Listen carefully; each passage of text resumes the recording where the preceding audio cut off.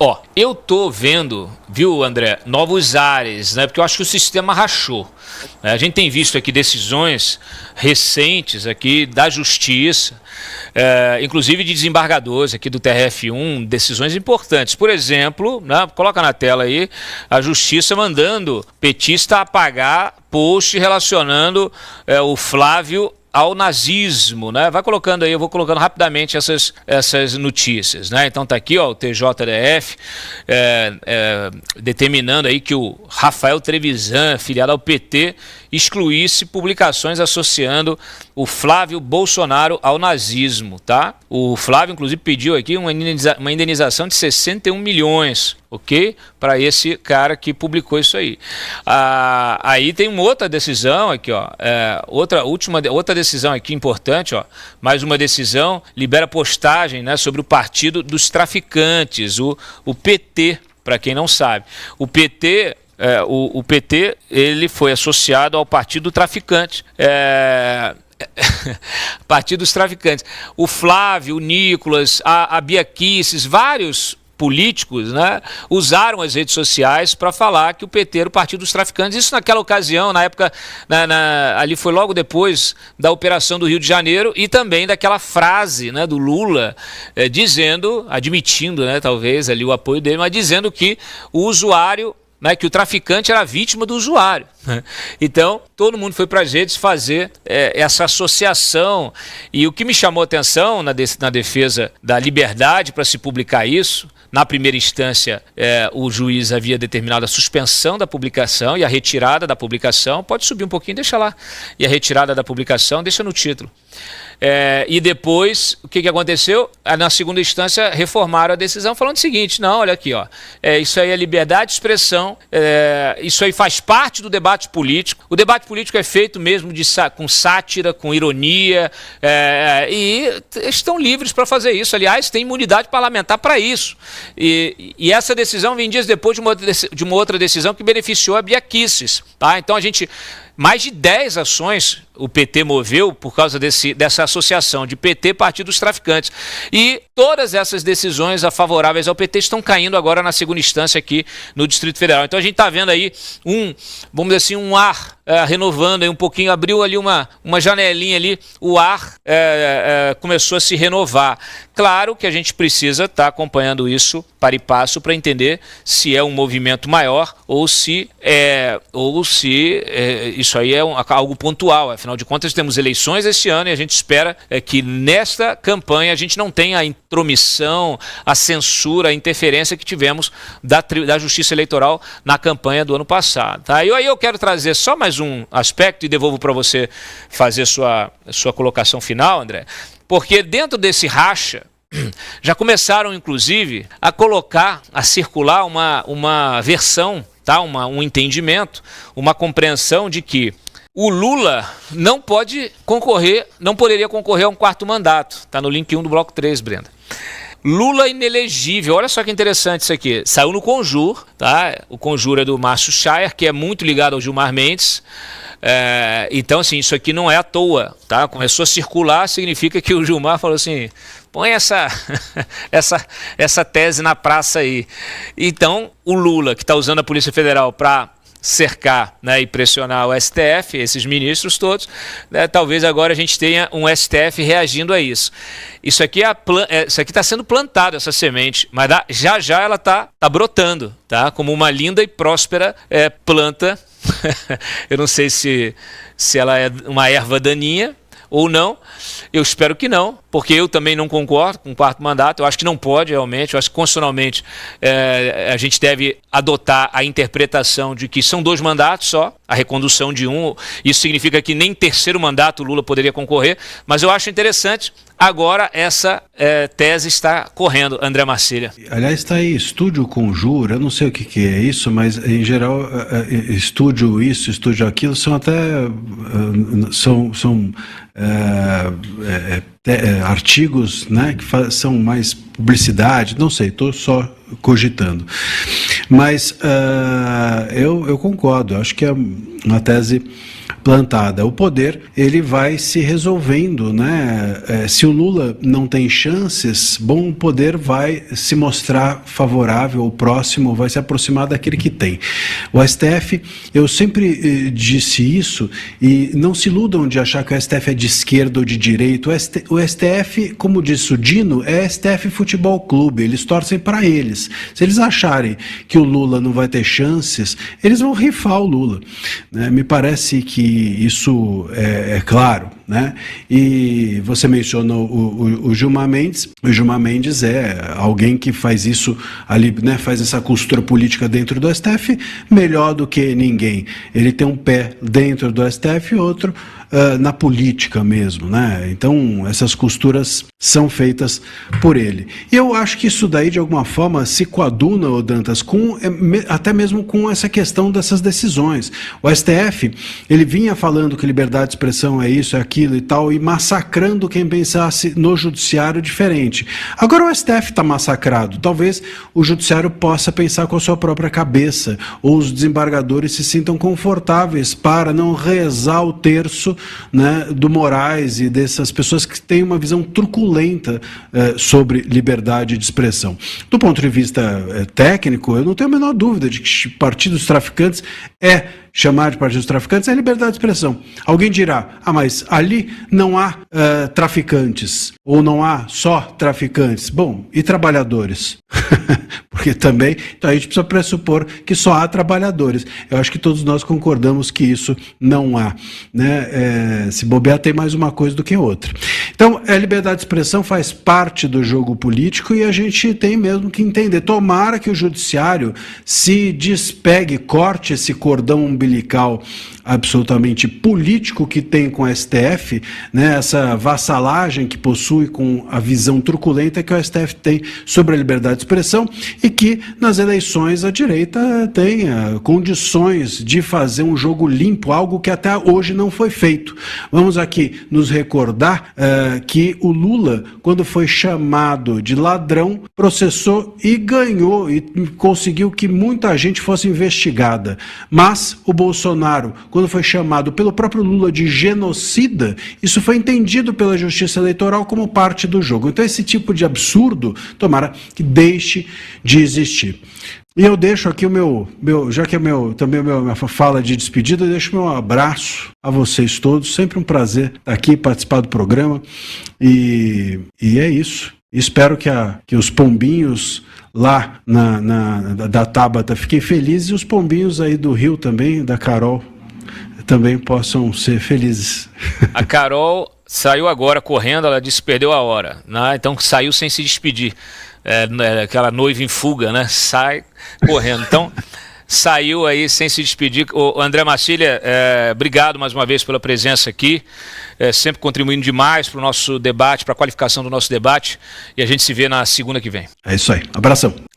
Muito bem. Júlia Luci, essas decisões judiciais liberando, né, a gente chamar o PT de partido dos traficantes, né? Claro que tem que ter um contexto ali, mas eu gostei muito, porque efetivamente é o jogo político sendo feito, né? Se a gente não puder falar, não puder ironizar, não puder sacanear, não puder fazer nada, então assim, é melhor fechar o país e entregar a chave, né? Porque de fato é muito ruim. Um debate político ele é feito disso, é feito de ofensa, é feito de acusações. Claro, você tem que provar. Se não provar, você responde na justiça, tudo certo. Mas isso não pode significar censura, né? Muito menos censura prévia. É uma discussão super interessante essa, porque ao mesmo tempo a gente vê a justiça decidir a favor do Flávio Bolsonaro, que tomou uma atitude extremamente importante, porque se teve uma coisa que o presidente Bolsonaro errou, na minha opinião, é de ter aceitado tanta gente chamá-lo de fascista. Fascista, genocida.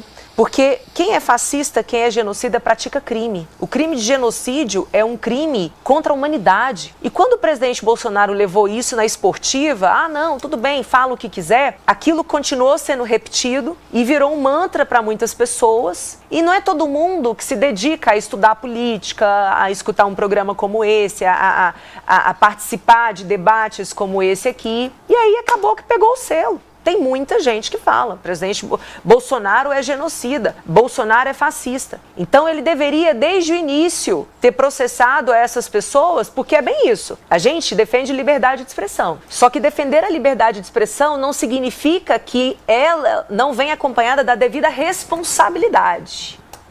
Esse é o binômio. Liberdade sempre vem acompanhada de responsabilidade. Quando a gente defende liberdade de expressão, não é, eu posso falar o que eu quiser, do jeito que eu quiser. Na realidade, você até pode, mas você não estará eximido da responsabilização daquilo que você fala. Então, o presidente Bolsonaro, ele foi muito leniente, ele foi muito, ele foi muito passivo nesse sentido, tá? E aí acabou pegando um selo que ele não faz jus. O Flávio, ele acerta muito quando ele já entra com processo em relação a essas pessoas, porque ele está dando um recado. Olha, se você atribuir a mim o crime de fascismo, o crime de genocídio, pode ter certeza que eu vou te processar. Então, essa mensagem começa a ser espalhada e ele começa a ser tratado de uma outra maneira. Agora, quando um parlamentar, especificamente um parlamentar que tem a imunidade material, e eu quero deixar aqui, o texto da Constituição, ele não colocou reserva sobre aquilo que um deputado pode ou não falar. O texto da Constituição fala, um deputado é protegido,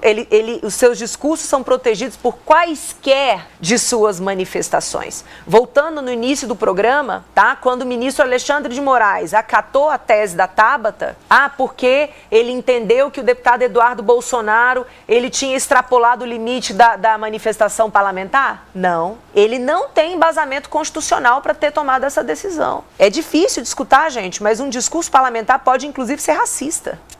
O texto da Constituição traz isso. Então, quando a pessoa é legalista, ela entende, ela está lendo aquilo ali e é aquilo que importa. Mas é um absurdo e tudo. Mas a Constituição trouxe essa proteção.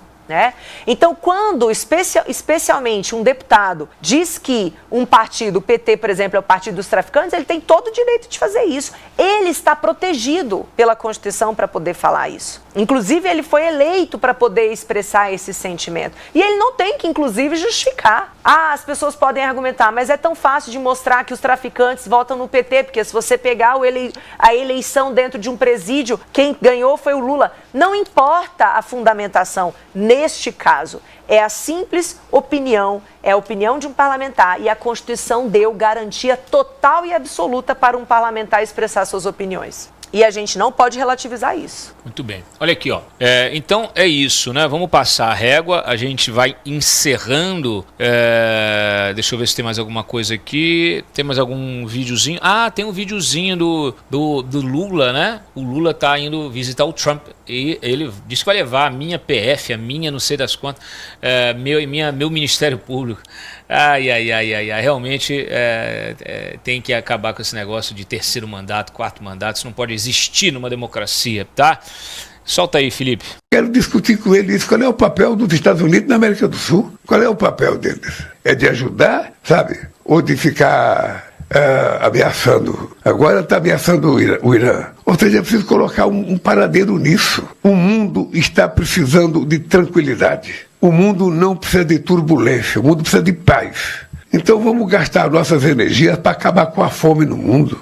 Vamos gastar nossas energias para acabar com a violência contra as mulheres, que cresce em todos os países cada dia mais. Sabe? Então, o chamamento nosso é isso. Vamos tentar olhar para as coisas boas que a gente pode resolver e vamos deixar a guerra de lado. Eu queria esclarecer uma declaração que o senhor deu agora há pouco. O presidente americano tem entre suas políticas, talvez a política mais polêmica internamente hoje é a de caça a imigrantes. Imigrantes que não têm uma documentação, imigrantes que têm documentação, visto temporário. Isso é um problema e uma polêmica nos Estados Unidos, já resultou até em morte. O presidente Trump considera todos esses imigrantes criminosos. O senhor disse agora há pouco que na conversa com o presidente Trump pode acertar de receber criminosos para o Brasil ou quem cometeu o crime por lá. Não, você não ouviu isso aqui. Não, o senhor disse não, você não ouviu isso aqui. Não exatamente dessa... Bom, o senhor disse... Não, o senhor disse...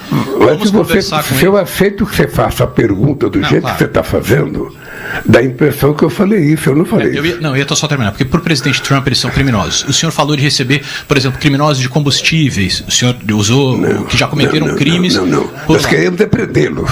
Eu não quero recebê-los, eu quero prendê-los. Ok. Era por isso que eu esclareci uma declaração. Nós bloqueamos 250 milhões de litros de gasolinas em 5 navios, entregamos para a Petrobras.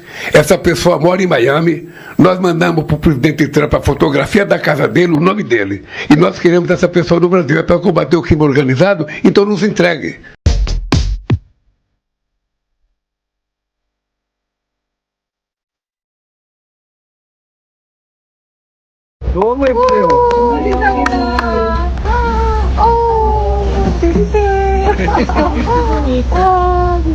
너무 잘 어울리세요. 예, 너무 아름다우십니다.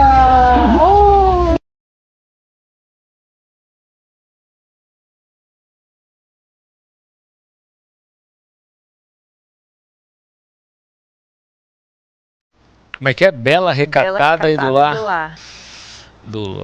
Do Palácio do Alvorada.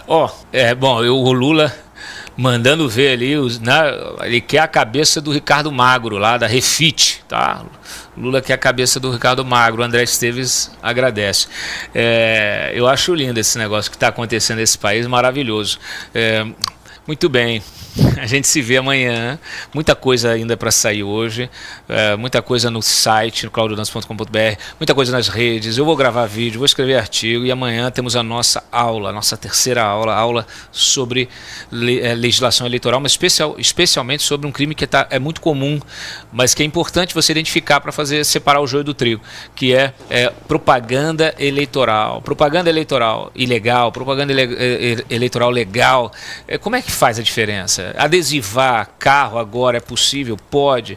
Igual estava lá o Gilson, né, ex-ministro do Lula, do Bolsonaro, distribuindo adesivos do Flávio Bolsonaro. Pode, não pode? Você vai entender tudo isso com a gente na terceira aula da Sociedade Paralela. Se você não é assinante ainda, não perca.